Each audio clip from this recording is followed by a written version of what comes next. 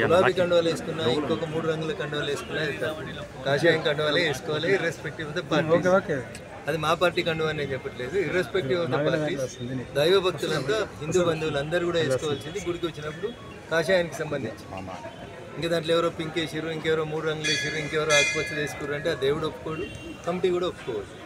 బేసికల్గా దేవస్థానాల్ని రాజకీయాలకి దూరంగా ఉంచి భక్తులు దానికి ఒక కమిటీ ఆధ్వర్యం లోపల నడిపితే బాగుంటుంది అనేది రచించారు. ఎండోమెంట్ అధికారులు కూడా ఎంత నిర్లక్ష్యంగా ఉన్నారు ఈ రాష్ట్రంలో అంటే చాలా గుళ్ళు ధూపదీప నైవేద్యాలు లేకుండా అనేక రకాలైనటువంటి అవస్థలు పడతా ఉన్నాయి. వాటి గురించి ఒక మీటింగ్ ఉండదు, ఒక సమీక్ష ఉండదు. ఈ జిల్లాలో మూతపడ్డ గుళ్ళెన్ని, ఈ జిల్లాలో ఆదాయం ఉన్న గుళ్ళెన్ని, వాటి మీద ఒక సమీక్ష ఉండదు. ఎంపీలను పిలువరు, ఎమ్మెల్యేలను పిలువరు, అసలు సమీక్షనే చేయరు. అధికారులకి ఆ ఎండోమెంట్ డిపార్ట్మెంట్కి వాళ్ళదేదో సొంత ప్రాపర్టీ అయినట్టు బిహేవ్ చేస్తున్నారు తప్ప ఉమ్మడి మెదక్ జిల్లాలో కానీ లేదా మెదక్ జిల్లాలో కానీ అసలు దేవాలయాలకు ఉన్న భూములెన్ని, వాటిని రక్షించేందుకు మనం ఏం చేస్తూ ఉన్నాం. గతంలో మనం ఎండోమెంట్ కిందకి తీసుకున్న గుళ్ళల్లో ఎక్కడైనా ధూపదీప నైవేద్యాలు పెడుతున్నామా పెడతలేమా? మనం తీసుకునే కంటే ముందు ఆ గుడి ఎంత గొప్పగా ఉంటే తీసుకున్న తర్వాత గుడికి జరుగుతున్న నష్టమైంది. ఇది భక్తుల నుంచి వస్తున్నటువంటి ప్రశ్న. సో వ్యక్తులు గుడి పేరు మీద చారిటీ పేరు మీద ఎవడన్నా తప్పు చేస్తే మనం చేస్తుందే భగవత్ కార్యక్రమం చేస్తూ ఉన్నాం.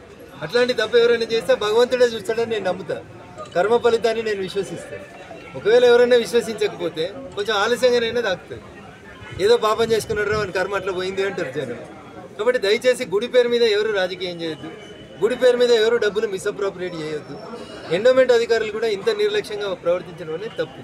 ఒక పబ్లిక్ నోటీస్ వేయని ఉంటుంది. మేము వచ్చినాం, 3 సార్లు వచ్చినాం, మా నోటీస్ ఎవరు తీసుకుంటలేరు. మీరు అక్కడ ఒక నోటీస్ పెట్టి భక్తులందరూ పిలవాల్సింది, ఒక చర్చ జరపాల్సింది. కమిటీ మీద సదాభిప్రాయం లేకపోతే కొత్త కమిటీ మార్చమని అడగాల్సింది. అంతేగాని ఇట్లా ఎమ్మెల్యేలు చెప్పిరానో, ఎంపీలు చెప్పిరానో, ఇంకేదానో అర్ధరాత్రి అపరాత్రి వచ్చి మీరు గుళ్ళనన్నీ ఎండోమెంట్ అని ప్రకటించడం అనేది దురదృష్టకరమైనటువంటి విషయం.